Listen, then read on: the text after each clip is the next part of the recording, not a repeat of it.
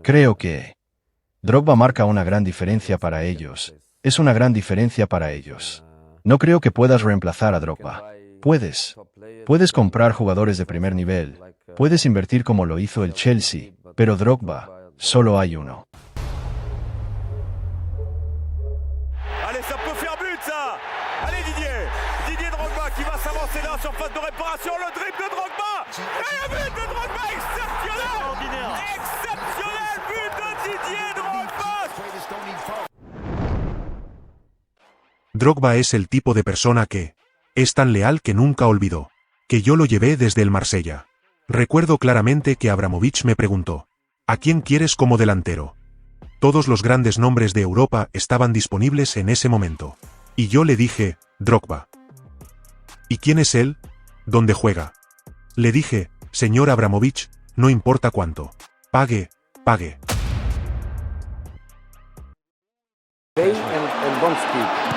Caballero, Drogba! No flag, and Drogba on the follow-up.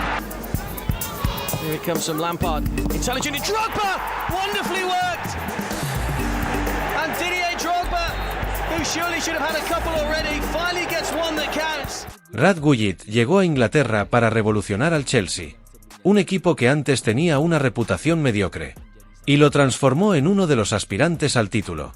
Su atractivo creció tanto que muchos jugadores que llegaron al club se convirtieron en estrellas. Luego, cuando el multimillonario ruso llegó y tomó el control, el encanto del Chelsea se volvió aún más innegable.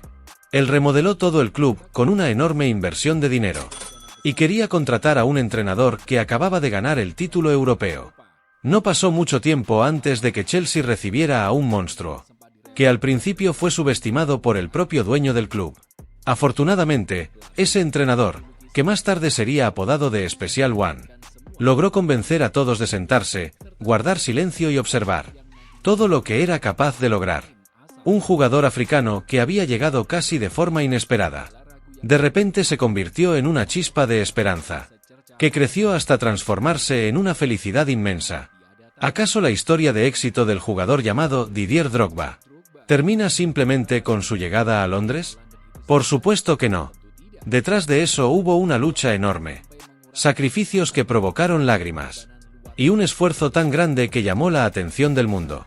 No muchos futbolistas tienen una historia tan extraordinaria como la de Didier Drogba. Aunque tenía 1000 maneras de anotar goles, Drogba tuvo que lidiar con muchos rechazos, incluso después de demostrar su calidad en el campo.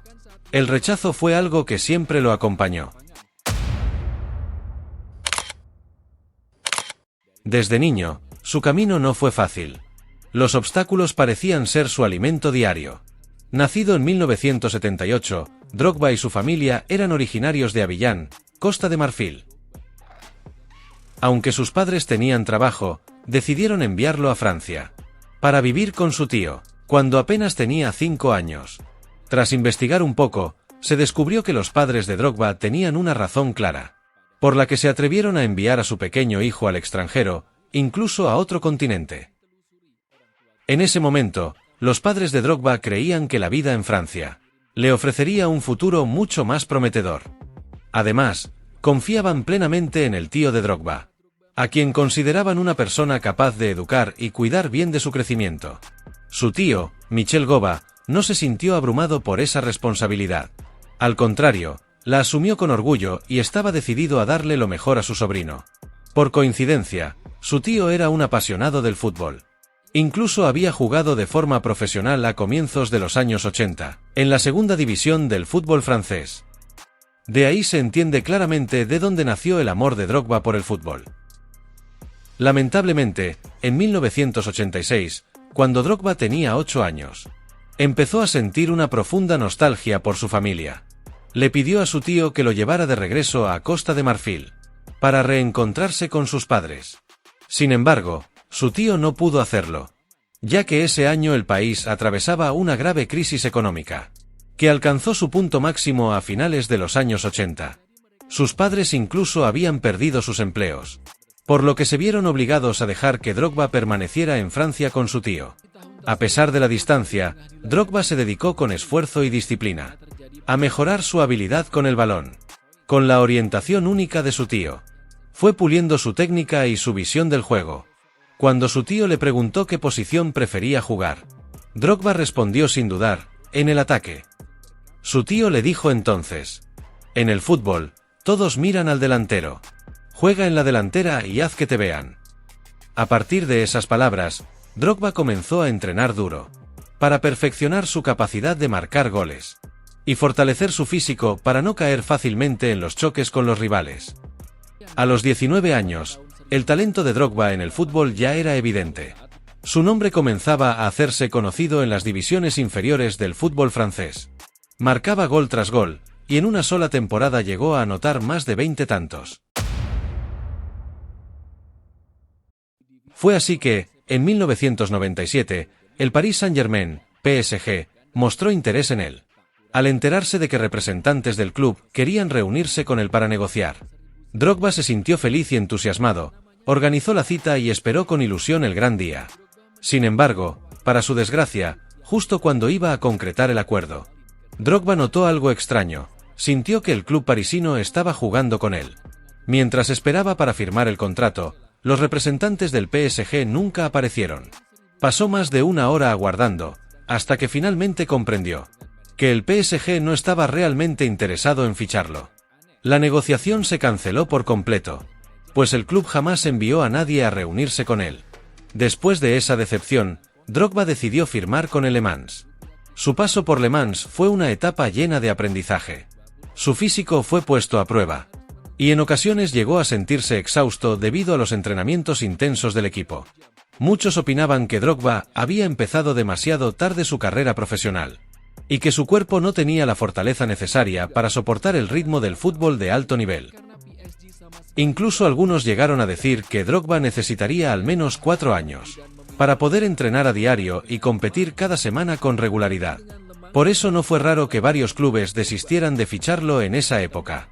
El rechazo era algo constante en la vida de Didier Drogba, y no solo provenía de clubes franceses. En el año 2000, 2 años después de ser promovido al primer equipo de Le Mans, el Arsenal de Londres mostró interés en contratarlo. El club inglés incluso ofreció 100.000 libras esterlinas por su fichaje. Pero cuando Drogba fue llevado a reunirse con Arsène Wenger, el entrenador lo rechazó. Wenger dijo que Drogba aún no tenía la calidad suficiente para competir en la exigente Premier League. Criticó su desempeño físico, señalando que no era lo bastante fuerte para enfrentarse al nivel de competencia en Inglaterra. Paradójicamente, ese rechazo fue lo que impulsó aún más su carrera. En Francia, su nombre empezó a ganar notoriedad. Tras 4 años jugando en el primer equipo de Le Mans, Drogba fue fichado por el Guingamp por 80.000 libras esterlinas. Y allí sí demostró su potencial, anotó 20 goles en 45 partidos. Después de 2 temporadas exitosas con el Guingamp, el gigante francés Olympique de Marsella lo contrató por 3,3 millones de libras esterlinas. En Marsella, Drogba no tardó en demostrar su calidad como delantero, confirmando que su tiempo de rechazo había terminado.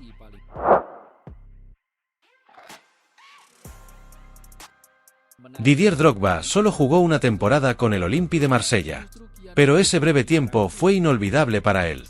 Durante esa campaña, disputó 35 partidos y anotó 19 goles. En ese momento, vistiendo la camiseta del Marsella, el mundo empezó a conocer a Drogba como un delantero letal. Poseía fuerza física, velocidad, gran capacidad en el juego aéreo y, sobre todo, un instinto goleador impresionante. Esas cualidades fueron las que enamoraron al entrenador José Mourinho. El Marsella fue el equipo que permitió que Drogba y Mourinho se cruzaran por primera vez, en la temporada 2003 y 2004, cuando el portugués aún dirigía al FC Porto. Ambos equipos se enfrentaron en la Champions League, y aunque el Porto ganó 3-2, Mourinho quedó más impresionado por el desempeño de un jugador rival con el dorsal número 11, Didier Drogba. En ese partido, Drogba marcó un gol y celebró con tanta pasión que llamó totalmente la atención del técnico portugués. Mourinho más tarde contaría: Drogba entró en mi vida en aquel partido de la Champions. Celebró su gol como si fuera el último de su carrera. Desde ese momento, supe que era especial.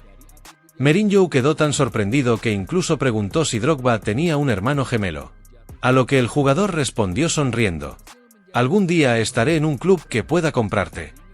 Y no se equivocó. Esa misma temporada, Mourinho llevó al Porto a ganar la Champions League. El éxito llamó la atención de Roman Abramovich, quien recién había adquirido el Chelsea y decidió contratar al entrenador portugués. Con el respaldo económico del magnate ruso, Mourinho tuvo libertad total para construir su propio equipo. Pero Abramovich se sorprendió cuando Mourinho pidió como prioridad fichar a Didier Drogba. El ruso no lo entendía, especialmente sabiendo que el entrenador podía comprar estrellas, como Ronaldinho. Mourinho simplemente le dijo: págalo y no hagas más preguntas. Finalmente, Abramovich aceptó y pagó 24 millones de libras esterlinas para llevar al delantero marfileño a Londres. Así nació una relación histórica entre Mourinho y Drogba. El jugador le dijo a su nuevo técnico: gracias. Lucharé por ti, te demostraré que no te equivocas. Seré leal y siempre estaré contigo. Sin embargo, el inicio de Drogba en Stamford Bridge fue difícil. Tuvo problemas de adaptación y llegó a pensar en regresar a Francia. Quería volver a sentirse como un rey, admirado y protagonista absoluto. Mourinho, al notar esto, le dijo con firmeza: sí, allí serás un rey, pero solo porque no hay nadie más a tu nivel. Aquí en Chelsea hay 22 reyes. O juegas con ellos, o te vas y no regreses. Si decides volver, quédate donde te sientas cómodo. Pero aquí solo hay lugar para quien luche por ser el rey entre los reyes. Avergonzado pero motivado, Drogba decidió quedarse y demostrar su valor. Y lo logró. Bajo la dirección de Mourinho, venció sus propios límites. Y se ganó un lugar entre los mejores. En su temporada debut, 2004 y 2005. El delantero marfileño anotó 16 goles y dio 2 asistencias en todas las competiciones. Además, fue clave en la conquista de la Premier League, el primer título de liga que Chelsea ganaba en 50 años. Aún así, Abramovich seguía dudando de él.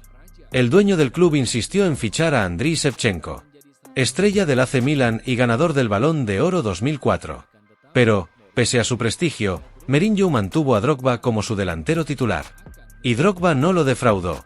En la temporada 2006 y 2007, su rendimiento fue tan alto que opacó por completo a Shevchenko, demostrando que su éxito no era cuestión de suerte, sino de trabajo, corazón y lealtad. En la temporada 2006-2007, Roman Abramovich tuvo que retractarse de sus palabras al ver con sus propios ojos el rendimiento de Didier Drogba. Aquel año, el marfileño anotó 33 goles, el doble que en la temporada anterior. Abramovich finalmente reconoció su grandeza y declaró: está en la cima de su juego. No veo a ningún otro jugador en Europa marcando goles como él. Drogba se había convertido en un monstruo de la Premier League. Un delantero tan dominante que ninguno pudo quitarle su lugar. Pero no solo destacaba por la cantidad de goles, sino también por marcarlos en los momentos más decisivos. Por eso lo llamaron el rey de las finales.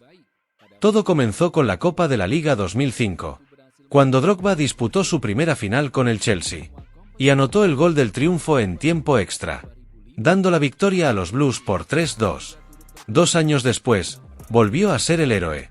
Anotó 2 goles en la final contra el Arsenal, derrotando al equipo londinense cuyo portero era Manuel Almunia. Ese mismo año, también marcó el gol de la victoria ante el Manchester United, en la final de la FA Cup, asegurando otro trofeo para el Chelsea.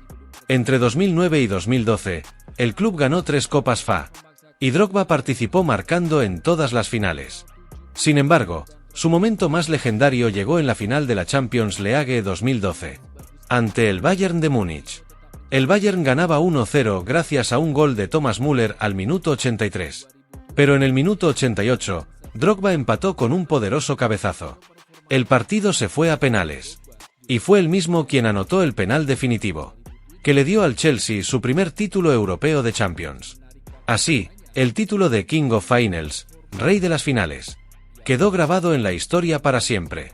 Tras no renovarle el contrato, Drogba continuó su carrera en el Shanghái Shenhua, China, antes de regresar a Europa para unirse al Galatasaray, Turquía, donde conquistó la Liga Turca, la Copa de Turquía y la Supercopa Turca. Luego regresó brevemente al Chelsea, consiguiendo nuevamente la Premier League y la Copa de la Liga. Más tarde, se mudó a Estados Unidos para jugar con el Montreal Impact. y finalmente con el Phoenix Racing, donde fue jugador y copropietario. El 1 de diciembre de 2018, Didier Drogba anunció su retiro oficial del fútbol profesional. Su impacto no se limitó al nivel de clubes. También fue una figura crucial para la selección de Costa de Marfil. Gracias a su liderazgo y sus goles, el país africano logró clasificarse al Mundial de 2006 en Alemania, la primera Copa del Mundo en la historia del país. Aquel logro tuvo un significado aún mayor.